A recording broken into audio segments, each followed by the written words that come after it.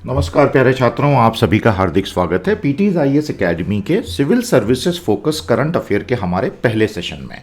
हम ये नई सीरीज आज से शुरू कर रहे हैं। 14 जून 2021 इसका पहला एपिसोड होगा। आप सभी का बहुत बहुत स्वागत है। हमारी करंट अफेयर्स की एक्सपर्टीज का पूरा आप फायदा लें, यही हमारी शुभकामना है। शुरू करते हैं दोस्तों आज का हमारा सेशन, जिसमें मैं आपको 15 मिनट में हिंदू अखबार के सबसे इंपॉर्टेंट न्यूज आइटम्स की और एडिटोरियल्स की वेरी क्विक समरी दूंगा, जिससे आपको बहुत बहुत फायदा होगा। 15 minutes and the best things summarised. शुरू करते हैं आज का हिंदू अखबार का पहला एडिटोरियल। काफी महत्वपूर्ण एडिटोरियल है, जिसमें बात हो रही है कोरोना वायरस के ओरिजिन की। आप जानते हैं इसको लेके बहुत कंट्रोवर्सी ऑलरेडी हो चुकी है। ऑलमोस्ट 17 महीने हो चुके हैं जब पहली बार विश्व स्वास्थ्य संगठन WHO ने यह बोला था कि भैया चाइना का जो वुहान प्रोविंस है वहां पर निमोनिया के कुछ अननोन केसेस आ रहे हैं।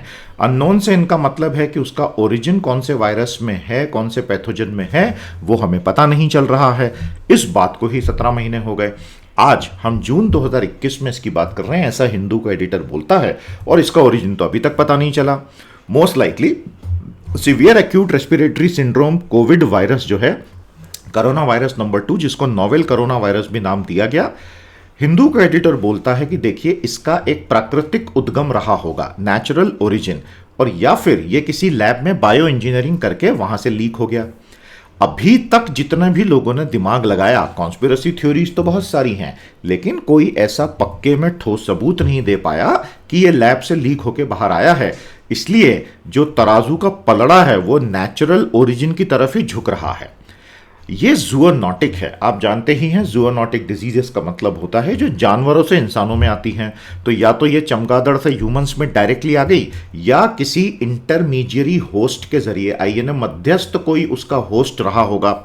लेकिन अभी भी कुछ कंक्लूसिव इसलिए नहीं हो रहा है क्योंकि China under Xi Jinping has become a very closed country to external investigation, और वो कोऑपरेट करना ही नहीं चाहते हैं।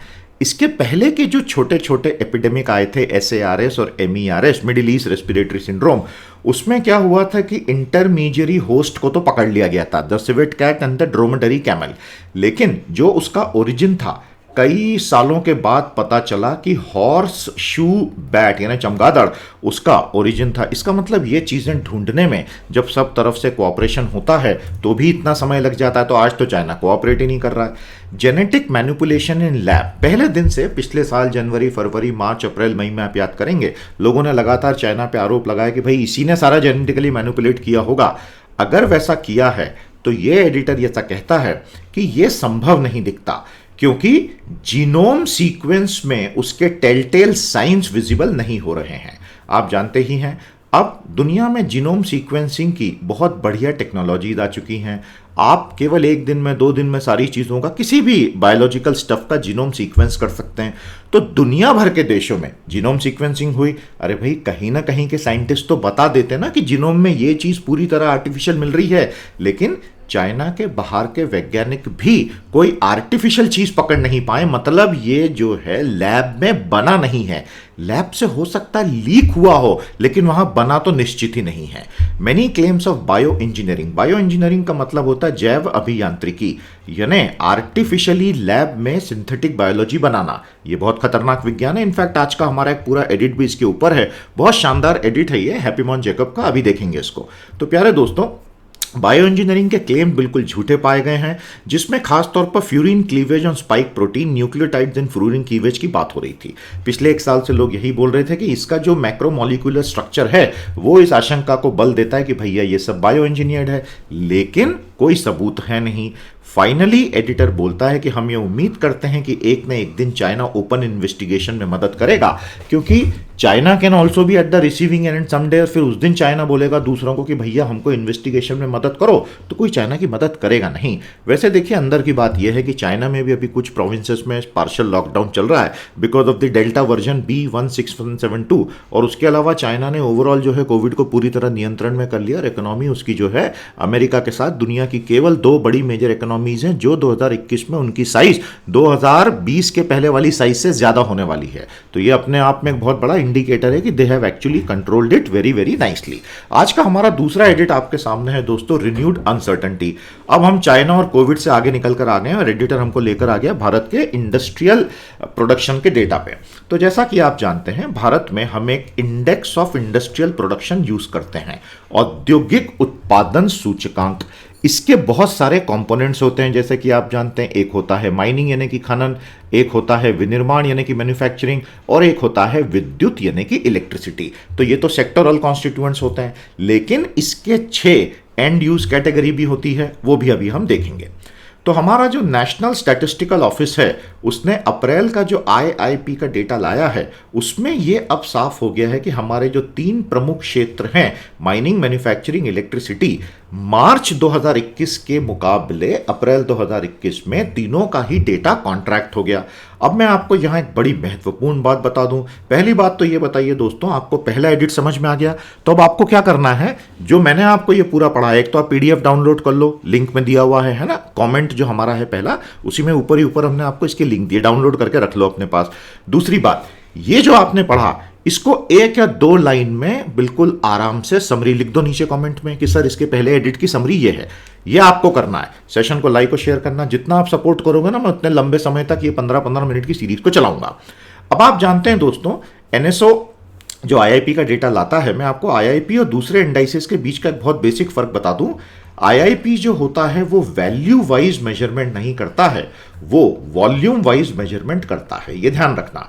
तो कितना प्रोडक्शन का क्वांटिटी निकला उसको वो मेजर करता है। अब जैसे अगर आप जीडीपी का मेजर देखेंगे तो जीडीपी तो मॉनेटरी वैल्यू का मेजर होता है, लेकिन आईआईपी वॉल्यूम वाइज होता है, क्वांटिटी वाइज होता है, ये चीज थोड़ी सी ध्यान रखना।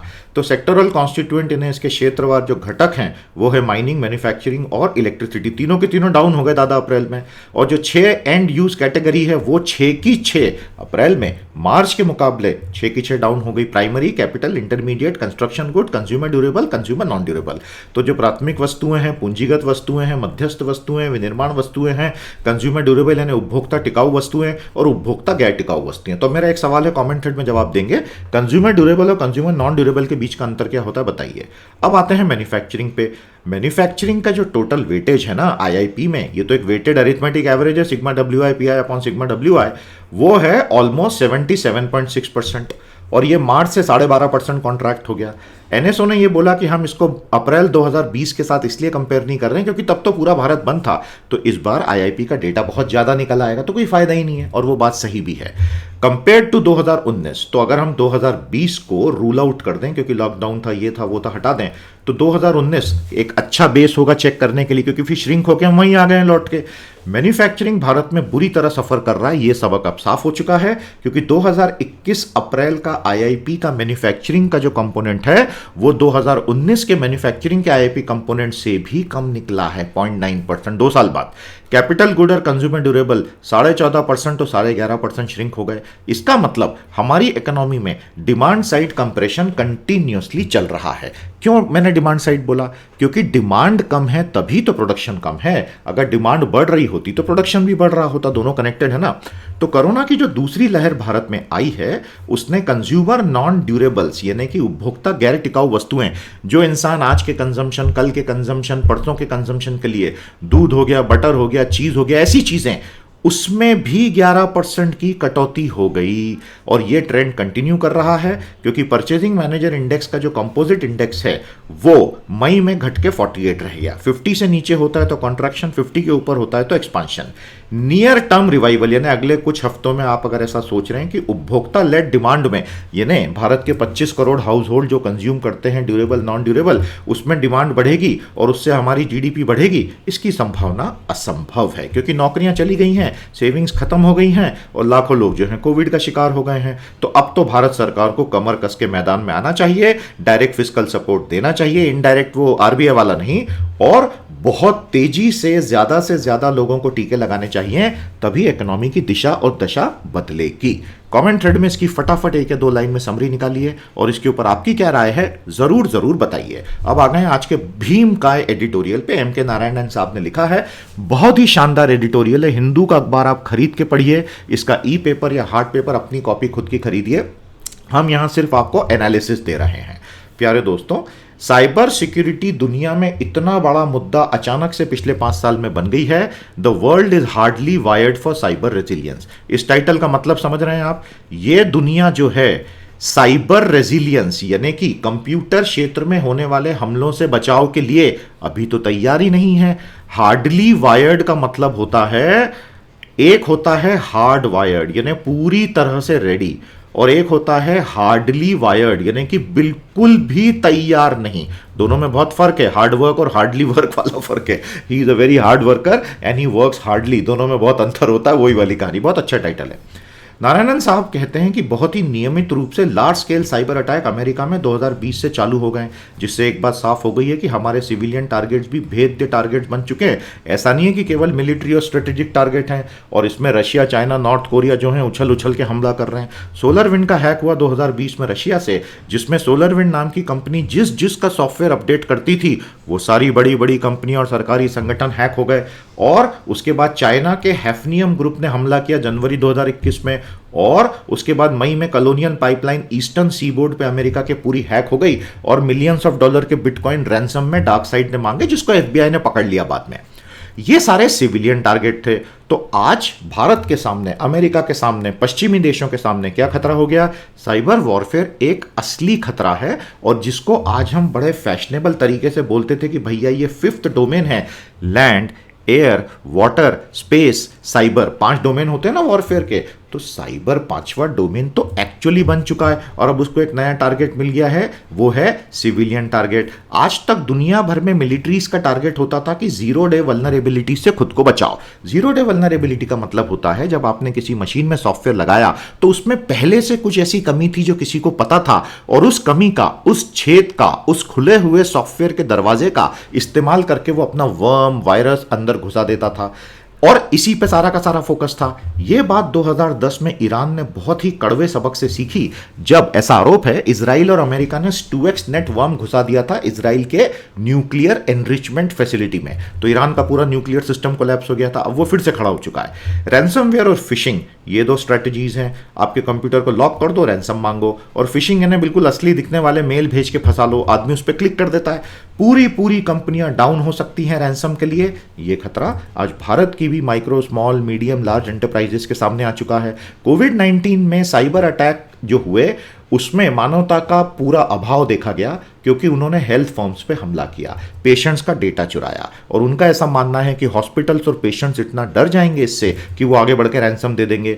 सबसे खतरनाक ये है कि अब साइबर हैकर्स और ज्यादा नीचता पर उतर आए। वो क्या कर रहे हैं? पहले कंप्यूटर में घुस के डेटा चुरा लेते हैं, और उसके बाद रैंसमवेयर लगा के बोलते हैं कि हम डेटा चुरा लेंगे। तो आदमी पैसा भी दे देता है और डेटा भी चोरी होता है। इसको कहते हैं डबल जेओपार्डी। अब इसमें कौन कौन ये कांड कर रहा है? देखिए, पूरे देश कर रहे हैं। रशिया हो गया, चाइना हो गया, नॉर्थ कोरिया से आरोप है, वो जियोपॉलिटिक्स के लिए करते हैं, अपराधी पैसे के लिए करता है, और टेररिस्ट जो है वो अपनी आइडियोलॉजी को प्रोलिफरेट करने के लिए करते हैं। States, criminals, terrorist. Cyber security जो दोस्तों वो डेटा प्रोटेक्शन के लिए होती है।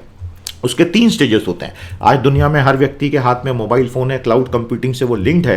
तो डेटा एट रेस्ट होता है जब आप उसको क्रिएट करते हैं, डेटा इन मोशन होता है जब वो कहीं स्टोर होने के लिए जाता है, और डेटा इन यूज स्टोर होने के बाद जब उसको निकाल के यूज करते हैं। ये तीनों के तीनों हैक हो सकते हैं। और आज अब पूरा आने वाले 10 सालों में जो स्ट्रेटजी होगी, इस डेकेड को आईबीएम के जो अध्यक्ष हैं उन्होंने हाल ही में कहा है कि अगले 10 साल सुबह शाम साइबर सिक्योरिटी एक बहुत बड़ा कंसर्न होने वाला है, और केवल 0 ट्रस्ट बेस्ड एनवायरनमेंट से ही समस्या सुलझेगी। अब इसका क्या मतलब? देखिए, 0 ट्रस्ट बेस्ड एनवायरनमेंट का मतलब है इंसानों पे भरोसा मत करो कि वो सिक्योरिटी लाएंगे, आप सिस्टम पे भरोसा करो। अब आपको बिटकॉइन और ब्लॉकचेन याद आया होगा, तो मेरा अगला सवाल आपसे है कि जब ये साइबर सिक्योरिटी में बोला 0 ट्रस्ट बेस्ड एनवायरनमेंट बनाओ, तो बिल्कुल ऐसा का ऐसा बिटकॉइन का ब्लॉकचेन भी बोलता है, और उसमें ह्यूमन ट्रस्ट का रोल ही नहीं है। तो क्या आप मुझे समझा सकते हैं दोनों के बीच की लिंक क्या है? आ गए हैं अगले एडिट पर, लेकिन उसके पहले आपको बता दूं, हमारे करंट अफेयर के बहुत शानदार प्रीमियम प्रोग्राम चलते हैं, सीए बूस्टर प्रीमियम और power of 10। CA booster premium हम महीने में 20 सेशन 1-1 घंटे के 45 मिनट के देते हैं, और पावर ऑफ 10 हम हर संडे देते हैं।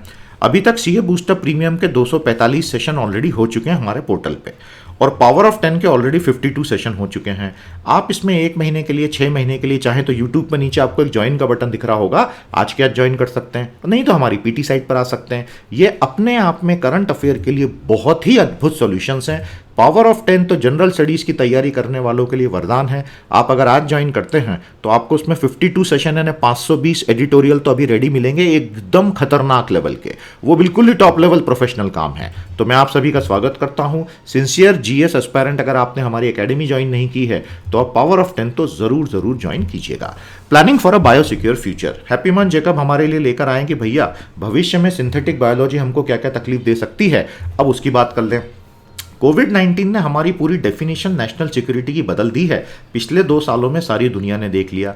नई टेक्नोलॉजी जैसे कि सिंथेटिक बायोलॉजी यानी कि कृत्रिम जीव विज्ञान, आर्टिफिशियल इंटेलिजेंस, कृत्रिम मेधा, नैनो प्रौद्योगिकी, ये सब आ रही हैं। बायोसिक्योरिटी कंसर्न सिंथेटिक बायोलॉजी के दुनिया में आज तक कोई समझ ही नहीं पाया है। यूएस डीओडी ने 2014 में बायोटेक्नोलॉजी को, सिंथेटिक बायोलॉजी को सबसे डिसरप्टिव 6 टेक्नोलॉजीज में से एक का नाम दिया था। उस बात को भी 7 साल हो गए। सिंथेटिक बायोलॉजी होती क्या है दोस्तों, यानी कृत्रिम जीव विज्ञान क्या होता है। इनका कहना है सिंथेटिक बायोलॉजी का मतलब होता है बायोलॉजिकल ऑर्गेनिजम्स को लेबोरेटरी में मैनिपुलेट करो जिससे बीमारियां ठीक हो। आप देखिए ना, इंसुलिन जो बनती है अल्टीमेटली सारा बैक्टीरिया ही बनाते हैं ना, तो वो भी तो सिंथेटिक बायोलॉजी है, लेकिन वो करोड़ों जान बचा रहा है। और सिंथेटिक बायोलॉजी क्या होता है दोस्तों, अपनी प्रकृति से ही बहुत खतरनाक है, क्योंकि उसके जो अनुप्रयोग हैं, एप्लीकेशंस हैं, वो तो डेलिबरेट मिसयूज भी हो सकता है। तो कोई ना कोई स्टेट या नॉन स्टेट एक्टर जानबूझ के, आज का हमारा पहला एडिट भी यही था ना कि क्या चाइना ने ऐसा किया, और एडिटर ने बोला था कि भाई चाइना ने ऐसा नहीं किया, ऐसा लग रहा है। एक्सीडेंटल लीक हो सकती हैं हमारे लेबोरेटरीज से, क्योंकि स्टाफ की ट्रेनिंग नहीं हुई, सेफगार्ड नहीं हुआ। ये जो फील्ड है सिंथेटिक बायोलॉजी की, इसका इंटरनेशनली कोई रेगुलेशन भी नहीं है। न्यूक्लियर का तो रेगुलेशन है, सिंथेटिक का तो रेगुलेशन भी नहीं है। जबकि हम जानते हैं कि weapon of mass destruction potential कितना खतरनाक है। वेपन ऑफ मास डिस्ट्रक्शन यानी व्यापक स्तर पर नरसंहार करने की क्षमता रखना, वो आज तक हमने न्यूक्लियर केमिकल बायोलॉजी 3 के लिए माना। तो दुनिया भर के देश जब आपस में मिले पिछले 50 सालों में, न्यूक्लियर के लिए एनपीटी कर दिया, सीटीबीटी कर दिया, केमिकल के लिए अपना ओन केमिकल एक कन्वेंशन है, बायोलॉजी के लिए जो biological and toxic weapon convention है वो आज तक रेटिफाई ही नहीं हो पाया। तो वो बेसिकली बेकार है। ये जो BTWC 1972 है, ये बायोलॉजिकल वेपन्स को तो बैन करता है, लेकिन उसकी रिसर्च को बैन नहीं करता, बायोलॉजी की। The distinction between bio weapon, जिसको BTWC कंट्रोल करता है, एंड बायोलॉजिकल डिजीजेस, जिसको WHO कंट्रोल करता है, इनके बीच की दूरी भी अब बेकार हो गई है। क्योंकि कोविड आने के बाद अब सबको एक बात समझ में आ गई है कि ये जो वायरस है, अगर ऐसा निकाल के किसी ने दुनिया भर में फैला दिया तो पूरी दुनिया ठप हो जाती। ये तो 2 साल में हमने सीख लिया। तो बायो वेपन और डिजीज एक्चुअली एक ही हो गए। भारत की क्या स्थिति है यहां पर, इसने हैप्पीमन जेकब ने बहुत अच्छे से समझाया इस पोर्शन में एडिट के। ओरिजिनल हिंदू अखबार खरीद के पढ़िएगा। भारत की स्थिति है कि हम पूरी तरह से अनप्रिपेयर्ड हैं। हमारे पास पूरे देश में डिजीज सर्वेलांस के मैकेनिज्म बहुत कच्चे हैं। हमारा इंटरनल कोऑर्डिनेशन 3-4 अलग अलग मंत्रालयों में, एक तरफ ministry of health and family welfare है, एक तरफ डिपार्टमेंट ऑफ बायोटेक्नोलॉजी है, एक तरफ department of science and technology है। इनमें आपस में कोऑर्डिनेशन नहीं है। हमारे सरकारी अस्पताल बहुत ही जीर्ण शीर्ण अवस्था में है। As a percentage of GDP हम बहुत कम खर्च करते हैं। कोविड ने भारत को वेकअप कॉल दे दिया है कि अगले 10 साल के लिए हमें इस पे फोकस काफी बढ़ाना पड़ेगा। मजा आया दोस्तों? तो इसकी समरी निकाल के दे दीजिए कमेंट थ्रेड में। Rare earth metals at the heart of China US rivalry and Israel coalition has ended Netanyahu era. प्यारे दोस्तों, रेयर अर्थ मेटल जो होते हैं, कम से कम 17 बहुत ही रेयर अर्थ ऐसी चीजें होती हैं जो मिनरल चाइना में ही निकलते हैं। अब दुनिया भर में विंड टर्बाइन बनाने के लिए, पवन चक्की बनाने के लिए, ड्रोन्स बनाने के लिए, इलेक्ट्रिक व्हीकल, इन सब में जो मैग्नेट्स लगते हैं उसमें रेयर अर्थ लगते हैं। तो अब एक सवाल आया है कि क्या चाइना एक दिन ये रेयर अर्थ को निकालना और इनको एक्सपोर्ट करना बंद कर देगा? अगर ऐसा करेगा तो अमेरिका और यूरोप की ये पूरी की पूरी कंपनियां ठप हो जाएंगी, और कम से कम ऐसे 17 हैं। Huge growth in clean energy, अगले 10 साल में क्लीन एनर्जी की बातें हो रही हैं। इस वजह से रेयर अर्थ की डिमांड बहुत बढ़ गई। अमेरिका ने तो 2019 में अपने रेयर अर्थ का 80% चाइना से लिया, यूरोपियन यूनियन ने 98% लिया। तो चाइना अगर चाहे तो रेयर अर्थ वॉरफेयर चालू कर सकता है। चाइना आज इस मार्केट को डोमिनेट करता है, तो उसके हाथ में एक ऐसा लीवर आ गया है कि वो इनका गला कभी भी पकड़ सकता है। अमेरिका ने हाल ही में जून 2021 में एक बहुत बड़ा कानून पास किया, टेक्नोलॉजी एंड इनोवेशन एक्ट, जिसमें उसने साफ साफ बोल दिया है कि हम चाइना को हमारा साइंस और टेक्नोलॉजी खत्म नहीं करने देंगे, आगे नहीं निकलने देंगे, और उसके लिए जितना खर्च करना पड़ेगा हम करेंगे। अब इसके अंदर, इस कानून के अंदर क्रिटिकल मिनरल सप्लाई चेन्स को बढ़ाने की भी बात की गई है और अमेरिका ये बोल रहा है कि हम खुद भी रेयर अर्थ का प्रोडक्शन और प्रोसेसिंग बढ़ाएंगे। लेकिन फिलहाल के लिए तो वो चाइना पर ही निर्भर है। रीसाइक्लिंग एक बहुत बड़ी उम्मीद है। अगर अमेरिका और यूरोप रीसाइक्लिंग रेयर अर्थ की शुरू कर दें तो हो सकता है कि 2030 तक ये अपना 20-30-40% तो रीसाइक्लिंग से ही प्राप्त कर लें। आज रीसाइक्लिंग प्रैक्टिकली जीरो हो रही है, लेकिन वो तो आगे करनी पड़ेगी। तो ये बहुत बड़ी खबर थी। आई होप आपको मजा आया। समरी निकाल देना।